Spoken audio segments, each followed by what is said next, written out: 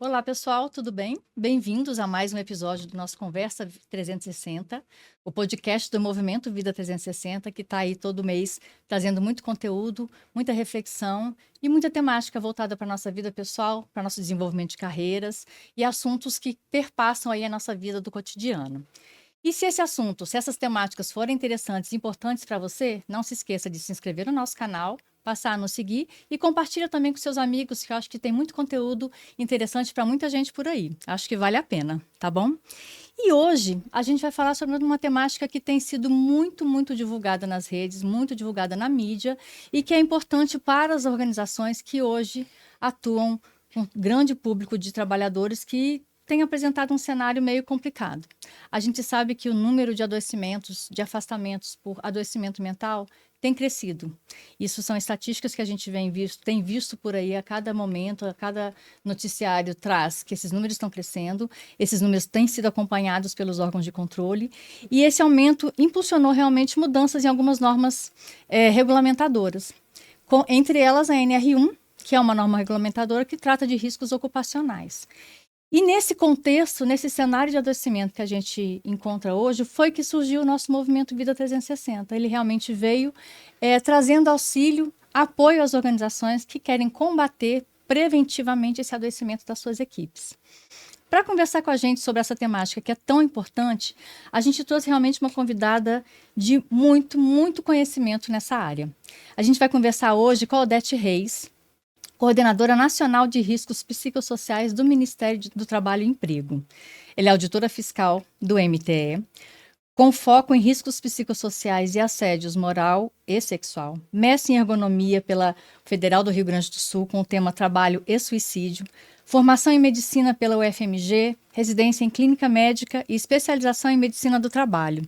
Nos últimos anos, o foco de estudos da Odete, suas pesquisas e trabalho tem sido a análise da organização do trabalho, fatores de risco psicossociais, assédios e comportamento suicida relacionado ao trabalho. Então, é uma temática realmente muito pesada, muito séria e importante. A gente agradece demais, Odete, a sua presença aqui com a gente, para tratar de um assunto que é tão sensível e que precisa realmente de muito estudo e muito preparo para as organizações.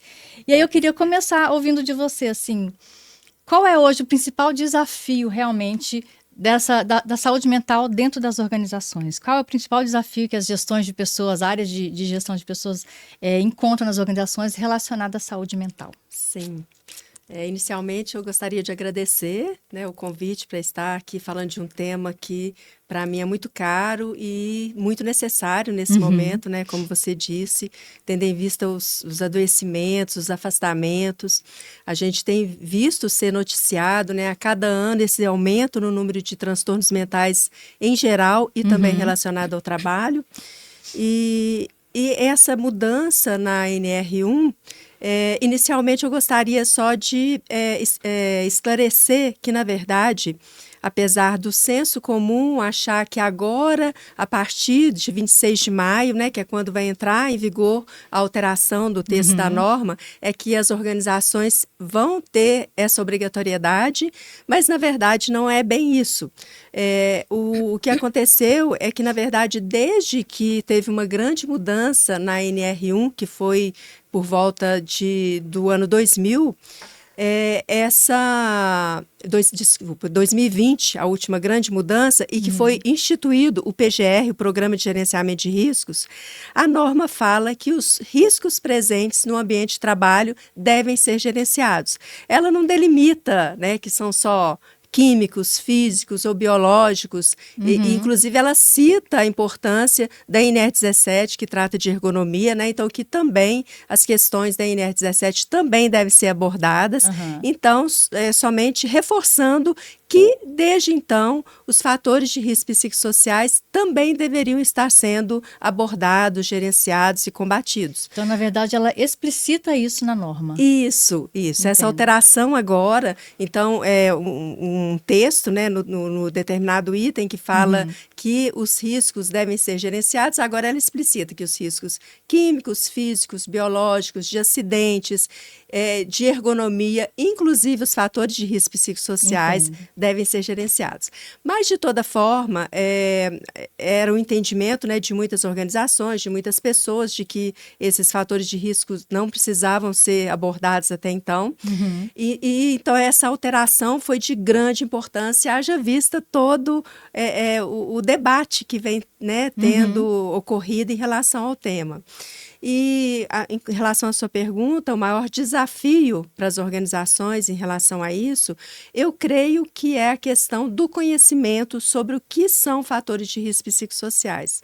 A gente vê que ainda há uma grande confusão, ainda um grande foco no trabalhador, né? Então, precisa entender o conceito, né, do que é fator de risco psicossocial, o que são os riscos psicossociais, para fazer, então, uma abordagem adequada. E era isso que eu ia te perguntar exatamente agora. De forma objetiva, assim, Sim. O que são os riscos psicossociais? E como que eles se encontram? Como que a gente pode identificá-los na nossa situação de dia a dia de trabalho das organizações? Sim. Então, os riscos psicossociais, eles decorrem, eu até esse conceito que eu vou falar é um conceito muito simples, mas que é de grande peso, que é da Agência Europeia para a Saúde e Segurança do Trabalho, a OSHA Europeia. Então, ele diz que os riscos psicossociais decorrem de deficiências ou falhas na concepção, gestão ou organização do trabalho. Tá. Então, são as questões que estão relacionadas ao meio ambiente de trabalho. Então, não é um foco no trabalhador, que a gente vê muitas vezes essa confusão, que é o trabalhador que tem que avaliar o trabalhador, se o trabalhador tem muitos problemas, se ele tem propensão a ficar doente. Não é isso, de forma alguma. As questões relacionadas aos fatores de risco psicossociais estão relacionadas ao meio ambiente de trabalho. Então, por exemplo, eu não sei, acho que você me pediu para falar exemplos, né? Sim, sim. Como que a gente identifica essas situações no nosso ambiente de trabalho? Sim, sim. Bom, alguns exemplos. Então, por exemplo, sobrecarga de trabalho, metas abusivas, quando a pessoa tem uma demanda muito grande de trabalho e não tem autonomia para realizar seu trabalho, inclusive tem uma ferramenta para avaliar riscos psicossociais, que é exatamente, ela avalia a demanda relacionada ao controle. Então, ela é dividida em quadrantes. Então, se a pessoa tem uma carga grande de trabalho, mas ela não tem autonomia para realizar seu trabalho, então ela não tem como colocar suas habilidades, seu conhecimento, é um trabalho muito prescrito, né? Ela tem que seguir um roteiro muito estrito. Então, isso acaba que pode adoecer. Ao mesmo tempo, o melhor quadrante não é um quadrante que tem pouco trabalho, não. Um quadrante que tem uma sobrecarga, não, obviamente. Tem uma carga de trabalho, mas a pessoa tem autonomia para realizar seu trabalho. Então, isso faz muita diferença. Outro ponto importante é a falta de apoio social, que é o apoio de colegas, de chefes, né, dos superiores em geral. Esse apoio tem assim, um grande peso também, tanto é que nesse modelo de análise de riscos psicossociais, o apoio social, se ele está presente, ele funciona como um protetor para as pessoas não adoecerem se elas estão submetidas a determinados fatores de risco psicossociais. Outro ponto muito importante é o reconhecimento no trabalho. Né? Dejour, que é um grande estudioso do mundo do trabalho, ele diz que quando a pessoa tem reconhecimento, e aí também é dos pares, de chefes, e o reconhecimento não é só financeiro, ter um elogio, ter uma promoção, uma segurança no emprego. Então, quando a pessoa tem esse reconhecimento, isso ele diz que ela é capaz de ressignificar o sofrimento no trabalho. Então, algum momento que ele está passando no trabalho, ou mesmo esses outros fatores de risco, determinada sobrecarga de trabalho, se ele tem esse reconhecimento, isso também serve como uma proteção para o adoecimento. Então, são vários fatores de risco que precisam ser verificados. Aí deixa eu fazer uma pergunta assim, que eu não sei nem se está dentro do que o MTE realmente acompanha. As organizações têm seu modus operandi, vamos dizer assim, né? Tem suas normas, suas regras, suas atividades, suas tarefas, né? E cada trabalhador ali em sua devida área. Se a pessoa... Aí até uma visão que eu quero ouvir um pouquinho de você. Se a pessoa... Nós somos... quando a gente começa a estudar toda essa questão de saúde mental, saúde física, nosso bem-estar como um todo, a gente sabe que nós somos seres integrais, né? Então, eu tenho minha vida, eu tenho minha carreira, tenho minha vida pessoal, minha vida profissional, Sim. que estão ligadas, né? Eu não tenho como dissociar isso, somos únicos. A gente não consegue fechar a porta de casa e ir trabalhar e esquecer tudo para trás, e nem fechar a porta do trabalho e chegar em casa e conseguir se livrar de todas as preocupações. O que eu vivo na minha vida pessoal? Se eu não estou equilibrada na minha vida pessoal e eu tenho um ambiente de trabalho que talvez não seja um ambiente tão carregado ou que tenha, que apareça, ou que mostre ali, demonstre riscos psicossociais. Mas se eu não estou bem no pessoal, isso pode atrapalhar minha atividade laboral. A gente consegue, dentro do PGR, que é o Programa de Gerenciamento de Riscos, né? Ou, não sei, das análises que a gente aguarda, espera que as organizações façam, a gente consegue identificar se aquela questão é uma questão realmente da organização ou se é uma questão, talvez, pessoal que tenha influenciado no trabalho daquela pessoa? É um ponto muito importante esse que você está falando, porque, na verdade, o que a gente tem que verificar, como eu disse, é o ambiente de trabalho. Então, se está tudo bem, se tem um programa que foi feito e que talvez até tenha fatores de risco ali, mas eles estão controlados, não é que, por exemplo, vamos dar o exemplo de metas, né? Todas as instituições trabalham com metas, eu tenho metas, e não é que não tenha que ter metas, né? E muitas vezes questionam-se, mas o que são metas abusivas? Então, quando a pessoa, por exemplo, ela precisa extrapolar seu horário de trabalho, ela precisa levar trabalho para casa para conseguir dar conta daquela demanda, né? Precisa fazer horas extras. Isso, então, já é um sinal, e a pessoa que eu estou falando não é uma pessoa, né? As pessoas daquele local estão precisando fazer isso para dar conta do seu trabalho. Então, é um sinal que aquela meta precisa de um ajuste, né? Precisa ser ajustado. Isso precisa ser gerenciado. Em relação às questões pessoais, aí isso é avaliado se a pessoa fica doente. A gente está falando de prevenção. Então, o que interessa para a gente? Então, avaliar como que é a gestão naquele local, a gestão de riscos em relação aos fatores de risco psicossociais, como que é a cultura organizacional naquele local, quando a gente fala, então, da questão de violências no trabalho, assédio, discriminação, de políticas, né, de combate a isso, se aquilo está presente de forma realmente que funcione naquele local, e se não tiver, né, então que seja ajustado, e é esse que deve ser o foco, né? E essas questões podem adoecer o trabalhador. O trabalhador doente é outra história, né? É outra história. Aí vai ser avaliado caso a caso. É óbvio que questões que a gente vive no ambiente de trabalho refletem na nossa vida pessoal e o oposto também, né? Então, a gente vem mesmo com o olhar da prevenção. Exatamente. Realmente, a NR1, ela trata a prevenção. Isso. O ajuste no sentido de prevenir. De prevenir. Não é o ajuste já para tratar aquele problema que está existente. Isso. A gente até fala que tem 3 níveis de intervenções em relação aos fatores de risco. O primário, secundário e terciário. O primário, os 3 são importantes. O primário é o de escolha, que é o que vai lidar com os fatores de risco. Então, é o que vai fazer a prevenção, combater os fatores de risco, porventura presentes naquele local. O secundário é aquele com foco mais no trabalhador. É treinamento, né? Buscar capacitação dos trabalhadores em relação ao seu ambiente de trabalho, etc. E o terceiro já vai lidar com as consequências da exposição aos fatores de risco, que é adoecimento, é o retorno ao trabalho, né? Readaptar o trabalhador após afastamento, etc. Entendi. É importante, então, a gente fazer esse esclarecimento mesmo, porque a gente está falando de prevenção. Sim. De prevenção. Isso. E aí eu te pergunto, assim, essa atualização que veio, ela veio exatamente por conta de um cenário concreto que a gente identifica. Isso está identificado. Adoecimentos, afastamentos, a gente consegue... Estatísticas dizem isso para a gente. A gente ainda encontra resistência de organizações e instituições em reconhecer esse tipo de risco? Ah, sim, muito, porque... são debates muito necessários, porque eu não vou dizer assim que é algo simples, é complexo, porque vamos comparar com ruído, né? Não é uma máquina que vai lá e vai medir se se o fator de risco psicossocial está presente ou não. Nós temos como fazer isso? Temos, mas não é tão simples como medir o ruído. Mas é preciso entender que tem como fazer essa avaliação, né? E eu acho que um dos grandes empecilhos é as organizações terem uma resistência em que seja avaliada a sua forma de gestão.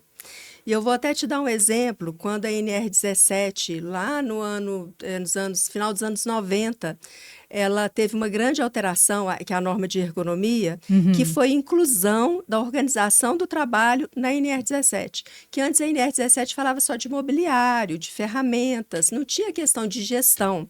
E a resistência do setor patronal é porque eles achavam que a questão da gestão só era algo que tinha a ver com eles. Ninguém mais tinha como interferir naquilo. Então, essa foi a grande resistência. E foi incluído. Nós temos aí na NR17 um item específico que fala da organização do trabalho, que deve ser levado em consideração, e fala de ritmo de trabalho, disso tudo que a gente está falando, de conteúdo de trabalho e tal.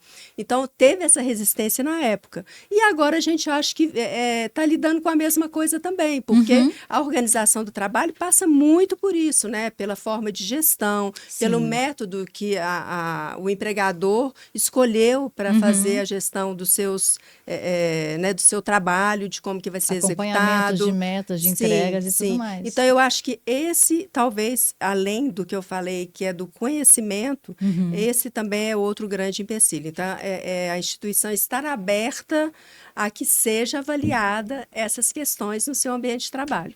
Então, é isso, é sair do discurso e vir para a prática. Sim. Né? E aí, quando a gente fala em prática, não é só um trabalho de conscientização de lideranças, de equipes e de trabalhadores. É realmente identificar esses riscos, fazer ajustes, avaliações, controle desses riscos, é colocar em prática toda uma ferramenta utilizada para esse acompanhamento dos riscos, inclusive capacitação. Sim, capacitação é muito importante. Inclusive tem a capacitação de líderes, de gestores. A gente tem um item específico na NR17 que fala que todos os superiores hierárquicos devem ser orientados, e tem uma série de itens que ela elenca que deve ser orientado, um mínimo de orientação. E um deles é o trato justo das pessoas. Né? Então, como lidar com conflitos, que a gente vê muito isso nos casos de assédio moral, assédio sexual, que os gestores não conseguem, não sabem lidar com conflitos. Eles acham que devem, isso vai passar, vamos deixar para lá, né? Não sabem enfrentar. Então, isso é um ponto muito, muito, muito importante e muito sério, principalmente quando a gente fala em assédio moral e assédio sexual. A gente, nas nossas práticas de fiscalização, a gente vê muito isso, né? Às vezes o trabalhador vai procurar o seu superior imediato e ele não leva adiante aquilo, às vezes por uma coisa que é naturalizada, né? Por posturas que são naturalizadas como naturais, a pessoa é desse jeito mesmo, né? Não vai mudar. Você tem que saber lidar com isso. Então, isso não é mais possível, né? A gente não pode mais aceitar isso. Isso não é mais aceitável. Né? Então, isso E outra coisa também importante, falando de assédio, é a questão eu citei sobre a política, né, de assédio, que as instituições precisam ter uma política forte, e essa política ela precisa ser conhecida por todos. Inclusive, deve ter um posicionamento da alta direção das instituições, das organizações, do que ela aceita ou do que ela não aceita nos seus ambientes de trabalho. Isso tem um efeito muito grande, né, sobre as pessoas, sobre os trabalhadores. Sim, sim. E aí, tudo isso que você está me falando, e com um pouco que a gente acabou de falar da resistência das organizações, né? No movimento Vida 360, a gente traz diversas temáticas pensando exatamente nessa capacitação. Então, a gente fala de assédios, a gente fala de conflitos, a gente fala um pouco de liderança humanizada, a gente traz temáticas sobre ambiente de trabalho, clima organizacional, comunicação assertiva, comunicação não violenta. A gente traz esses assuntos para dentro do Vida, também para tratar não só o desenvolvimento de carreira, mas também esse clima organizacional e levar esse conhecimento para todos nas organizações. E o que a gente também escuta de todo mundo se a liderança não comprar esse movimento, se a liderança não comprar a importância de fazer esse gerenciamento de riscos, se ela não comprar que realmente ela não se apropriar da importância daquilo para o seu trabalho, E aí a gente fala, o seu trabalhador, a sua entrega, a performance da sua organização, aquilo que ela tem que, nos casos de administração pública, entregar para a população. E no caso das empresas privadas, o que ele tem que ter ali de resultados que ele espera com a empresa dele, se ele não compra essa necessidade, a importância dessa mudança, isso não acontece. Isso, é verdade. E eu queria até também reforçar o que você falou, que é em relação ao clima organizacional ou à cultura organizacional. E eu acho que é um ponto muito importante que às vezes parece meio vago, né? A gente às vezes fala sobre isso, eu vejo as pessoas falando sobre isso, mas de uma forma meio vaga. Cultura organizacional como é algo que existe ali, ponto final. E tem um trabalho muito interessante, que é uma tese de doutorado de um pesquisador, se não me engano, de Santa Catarina, e chama Assédio Moral e Cultura Organizacional. E ele diz uma coisa muito interessante, que primeiro ele fala o que é, né? Que a cultura organizacional, ela que são as normas, regras que as pessoas naquele local de trabalho estão acostumadas a seguir, a cumprir, só que parte dessas normas e regras são explícitas, escritas, e parte não são. Elas são informais. E ele até faz uma figura de um iceberg, que a grande maioria são as informais. Entendi. Então, as pessoas que chegam naquele ambiente, elas começam a copiar como que as pessoas se portam ali. Sim. Então, a importância, né, que você estava falando, da alta gestão, da alta direção da empresa, dela se posicionar em relação a isso, a cultura organizacional que existe naquele local. Isso em relação às violências no trabalho, às condutas abusivas, isso é essencial, né? E isso não pode estar num código de conduta e estar numa gaveta, né? Isso tem que estar divulgado, ser sempre, e não uma vez, né? Ser sempre divulgado. As pessoas às vezes esquecem, então tem que ser trazido à tona através de treinamentos, de ano a ano, com pessoas que chegam, para que isso então seja efetivado. Atualizações, né? Sim. Quando a gente fala nessa questão da cultura organizacional, do clima organizacional em si, e essa repetição que você acabou de citar, que as pessoas entram e já vão entrando na forma de trabalho, na forma de atuação, como ali já existe, a gente está falando de construção de cultura. Sim. Né? E aí, a construção de uma cultura organizacional, ela não acontece de um dia para o outro, né? Da noite para o dia. A gente leva tempo, isso é uma construção. Claro. A gente talvez consiga imaginar ou identificar pontos específicos que devam ser tratados talvez imediatamente, porque aquilo é um fator realmente de peso ou mais explícito, não sei, mas é uma cultura que leva um tempo a ser construída. Sim. A NR1, ela dá esse prazo de construção de cultura? Ou o Ministério espera que as organizações levem um certo tempo, conta com isso para que as organizações levem um certo tempo para organizar o seu ambiente de trabalho e ajustar essas questões, os riscos que eles encontrem por ali no PGR ou nas avaliações que eles fazem? Na verdade... Isso é previsto? Não, na verdade não, porque, na verdade, assim, sem contar, né, que desde 2020 que já era para estar sendo feito, agora nessa última mudança, a mudança foi em agosto de 2024. Então, a portaria foi publicada em 2024, foi dado um prazo muito grande, muito maior do que o que é dado normalmente quando é feita uma alteração, que foram de 6 meses, então foi agosto 9 meses. Agosto de 2024 e entrar em vigor em maio de 2025.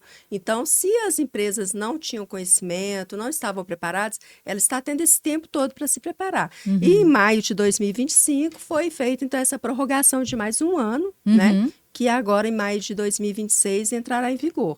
Então, assim, a não ser nos casos que precisa de dupla visita, que são casos específicos, a princípio, as empresas já vão ter que estar com essas questões já no papel. A partir do momento que é feito o PGR, no papel, entre aspas, né? Porque o PGR, ele faz esse levantamento, esse estudo, e aí ele faz um plano de ação para aquelas mudanças, né? De acordo com as urgências, ele vai fazer esse cronograma, então. Esse cronograma, é claro, a gente tem que acatar, né? Obviamente, desde que esteja num prazo razoável. Entendi. E aí, assim, com essas mudanças que acontecem, essa cultura, ao longo do tempo, ela vai realmente se fortalecendo, vamos dizer assim, né? Sim. Na prática, então, o que as organizações precisam fazer? E outra pergunta, como que isso vai ser acompanhado pelo MTE? São visitas? É a partir de uma denúncia? É a partir da demanda? Como que acontece isso? Vai entrar na nossa prática da fiscalização, né? Como que acontece a nossa fiscalização? Nós temos uma coordenação nacional que é recente, né? Que é essa coordenação de riscos psicossociais, e a ideia é que a gestão, a fiscalização dos fatores de risco psicossociais se deem de forma pulverizada, né? Não vai ser só dentro do projeto de riscos psicossociais, mas quem está fazendo, por exemplo, tem estados que têm projetos de fiscalização de construção civil, de indústria siderúrgica, que todos os locais de trabalho podem estar presentes esses fatores de risco. Então, a ideia é que a gente, inclusive é algo que a gente já tem feito também, que é capacitar também o corpo fiscal para fazer esse tipo de fiscalização, né? Apesar de alguns auditores já fazerem, mas para a gente também atualizar, exatamente. Então, isso também está sendo feito e que a ideia, então, é que seja feito de forma pulverizada, né, nos vários projetos, nas várias fiscalizações, como, por exemplo, se eu vou em uma indústria e está tendo uma obra de construção civil e tem um risco lá que é grave e iminente, eu não tenho como não olhar isso, mesmo não sendo aquele meu foco naquele momento, entendeu? Mas se a gente vai, então, num outro tipo de fiscalização e a gente está fazendo a vistoria nos locais de trabalho e percebe, né, a presença através de entrevistas, através da observação do trabalho, um fator de risco psicossocial, a ideia, então, é que isso também seja verificado. Isso já é uma prática do MTE, né? Isso. Dos auditores fiscais do trabalho. trabalho. O nosso trabalho, Já é uma prática de vocês. Isso. E qual o risco para as organizações na identificação desses riscos e no não trato desses riscos em tempo? Sim. O que a gente faz é a autuação, né? Então, a gente lavra autos de infração quando as empresas, quando a gente constata que alguma norma não está sendo cumprida, a nossa obrigação é lavrar autos de infração. Então, esse auto de infração é que pode gerar uma multa, né? Gera um processo administrativo, a empresa tem um prazo para apresentar a defesa, então isso pode gerar uma multa. Tá.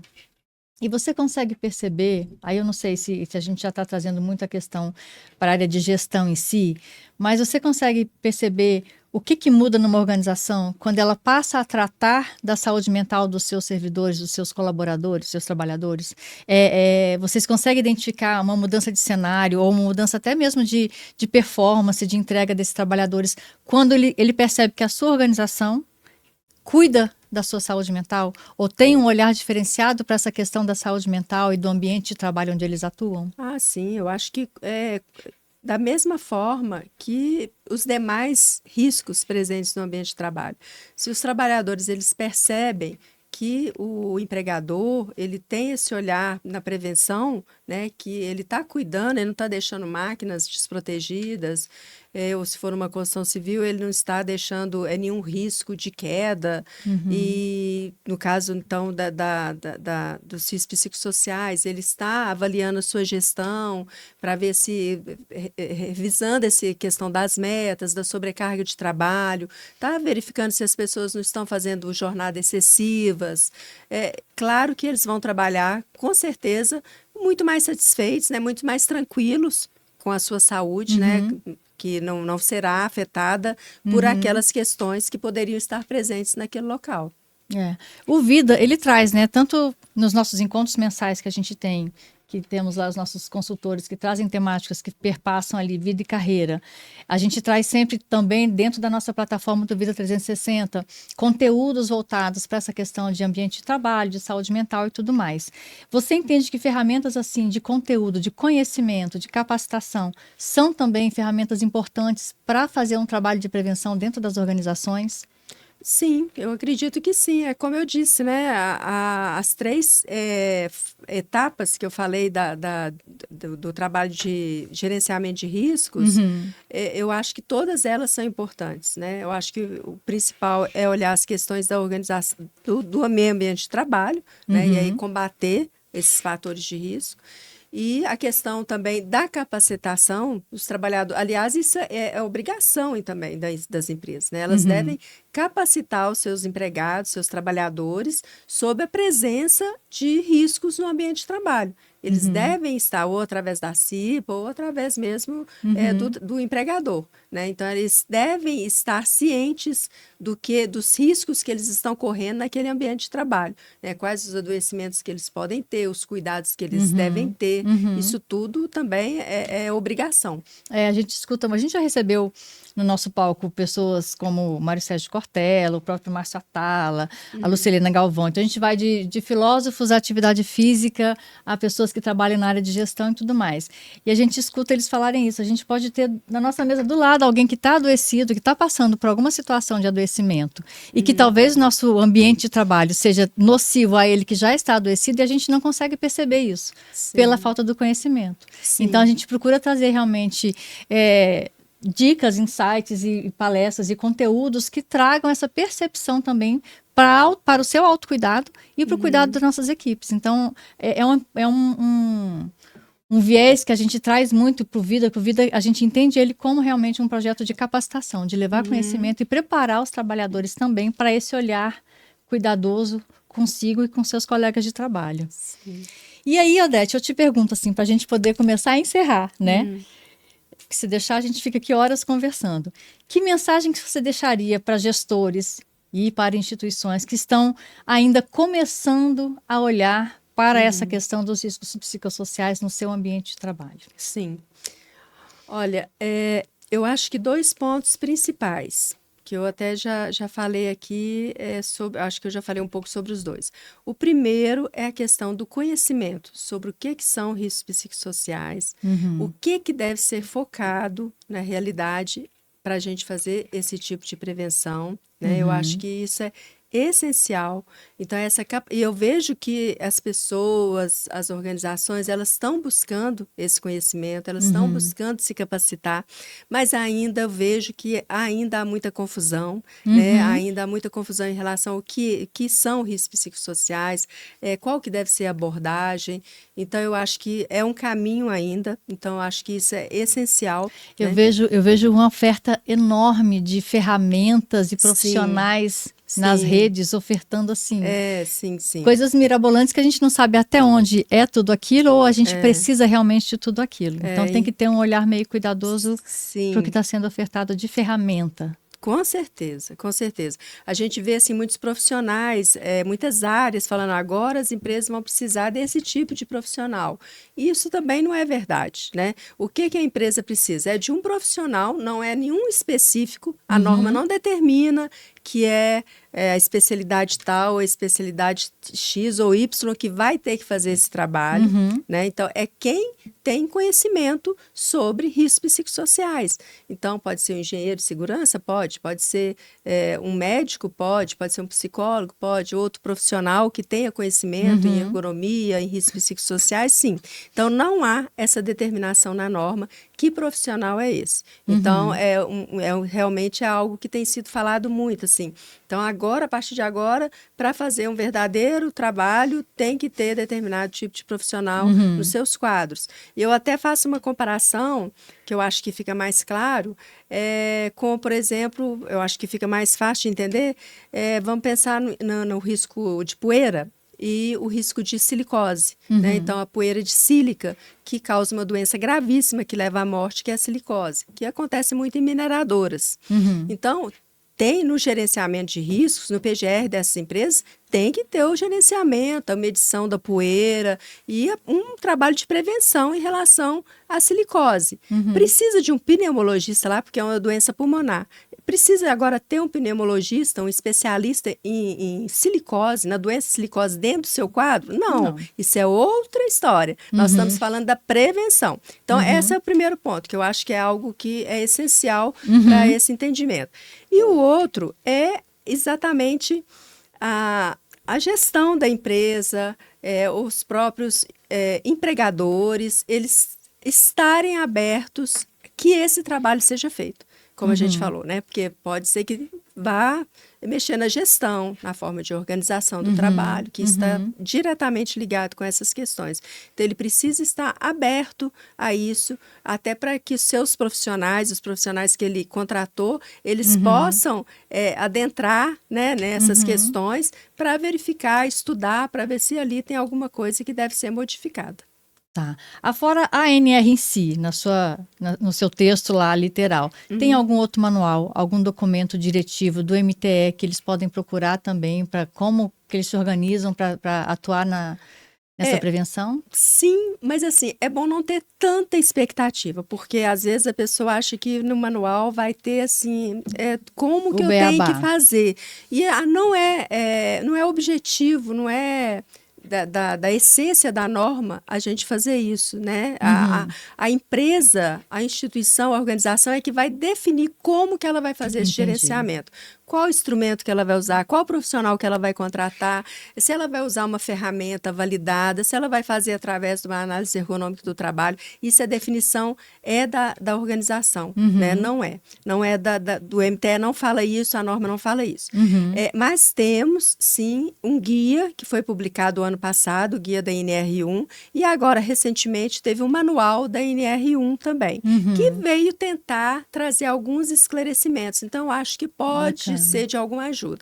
E agora também, quando foi lançada a Campate, o tema da Campanha Nacional de Prevenção de Acidentes desse ano é riscos psicossociais.